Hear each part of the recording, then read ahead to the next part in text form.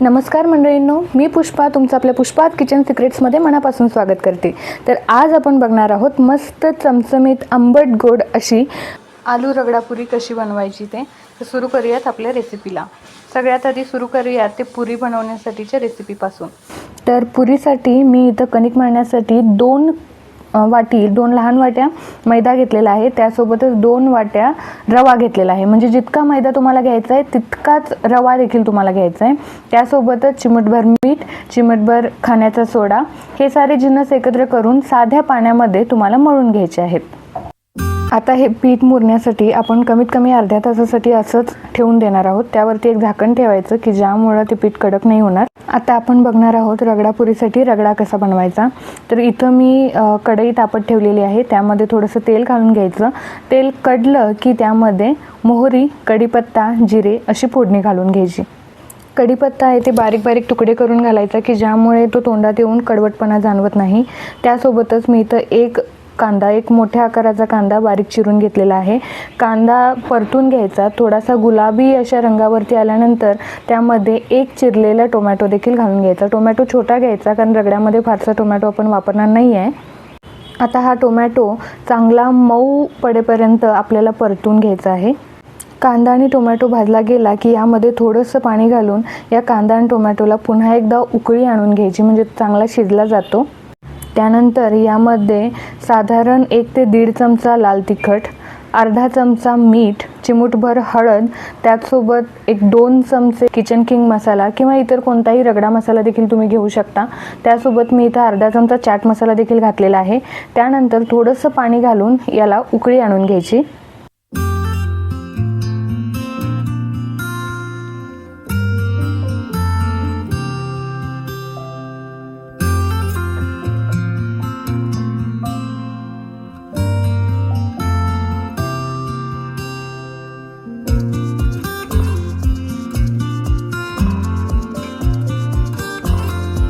आता यामध्ये 4 मध्यम आकाराचे उकडून साल काढून घेतलेले बटाटे हातानेच स्मॅश करून टाकले तरी चालतील।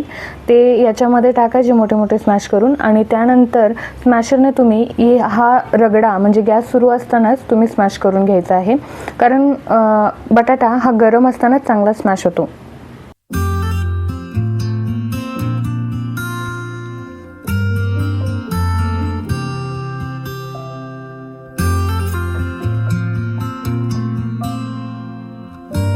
याच्यामध्ये थोडंसं पाणी घालून तुम्ही कन्सिस्टन्सी ॲडजस्ट करून घेऊ शकता।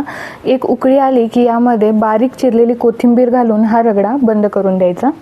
इथं आपला रगडा तयार झालेला आहे। तर आता आपण बघतोय पुऱ्या कशा बनवायच्या। तर आधीच आपण कणिक मळून ठेवलं होतं, ते कणिक पुन्हा एकदा काढून हलक्या हाताने मळून घ्यायचं आणि त्याचे एकसारखे 4 गोळे करायचे। त्यानंतर चपातीसारखं पातळ लाटायचं आणि त्यानंतर पुरीच्या आकाराचं म्हणजे गोल कापण्यासाठी तुमच्याकडे काही असेल, कापणी असेल किंवा एखादी वाटी असेल तर त्या आकाराचे गोलाकार काप काढून घ्यायचे आणि ते मोठ्या गॅसवरती एकदम तेल कडलेलं असताना तळून घ्यायचे।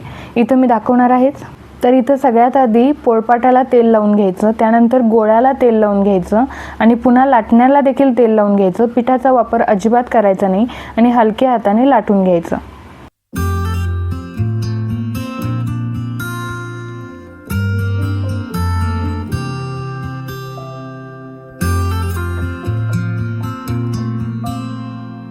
इथं मी तेल गरम करण्यासाठी ठेवलेलं आहे एका कढईमध्ये। तेल चांगलं तापलेलं आहे। आपण एक एक पुऱ्या सोडून घेऊया। तुम्ही बघू शकता इथं पुऱ्या किती फुगलेल्या आहेत। अशाच पद्धतीने तुम्हाला पुऱ्या काढून घ्यायच्या आहेत।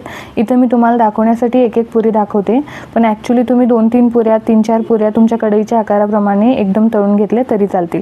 काही पुऱ्या चपट्या होतात, चालेल, काही हरकत नाही, त्या पुऱ्या तुम्ही रगड्यासाठी वापरू शकता। या अशा पद्धतीने तळल्यामुळं पुऱ्या एकदम क्रंची कुरकुरीत अशा होतात।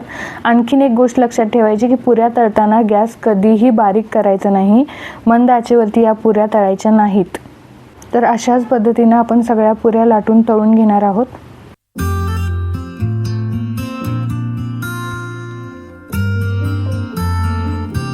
आता बघूयात रगड्यासाठी लागणारी हिरवी चटणी कशी बनवायची।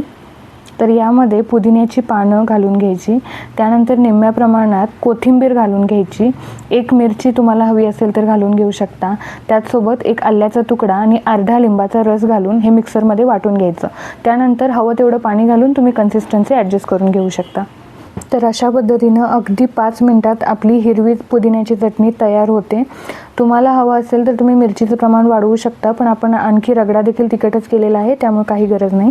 तर आता आपण बघतोय रगडा कसा तयार करायचा. तर इथं मी ज्या पुऱ्या आहेत त्या बारीक कुस्करून घेतलेल्या आहेत, जास्तही बारीक नाही, थोडं पापडीसारखे राहू द्यायच्या की ज्यामुळे चव छान लागते. आता यामध्ये चिंचेची गोड चटणी, पुदिन्याचं हिरवं पाणी, त्यासोबतच दह्यामध्ये साखर घालून गोड दही करून घ्यायचं, ते सारे जिन्नस यामध्ये घालायचे. त्यासोबतच शेव किंवा फरसाणा देखील तुम्ही घालू शकता. मला इथे पाणीपुरीची शेव अवेलेबल झालेली नाही आहे, त्यामुळे मी मोठी शेव घातलेली आहे. त्यासोबतच मी इथं रगड्यामध्ये पांढरा वाटाणा वापरलेला नाही, मला ती चव फारशी आवडत नाही, त्यामुळे मी इथं मुगाचे जे दाणे आहेत ते शिजवून घेतलेले आहेत, तेच मी इथं वापरते आहे. वरून हवा तितका रगडा घालून घ्यायचा. यानंतर यावरती थोडीशी चाट पावडर, हवी असेल तर लाल तिखट आणि थोडंसं मीठ भुरभरून घ्यायचं. वरून बारीक चिरलेला कांदा भुरभरून घ्यायचा, त्यासोबत बारीक चिरलेली कोथिंबीर देखील घालून घ्यायची. भरपूर प्रमाणात शेव घालायची. आणि हो, चिंचेची गोड चटणी कशी करायची ही जर रेसिपी तुम्हाला हवी असेल तर मला कमेंट करून नक्की सांगा. अगदी 5 मिनिटात होते, खूप साधी सोपी रेसिपी आहे.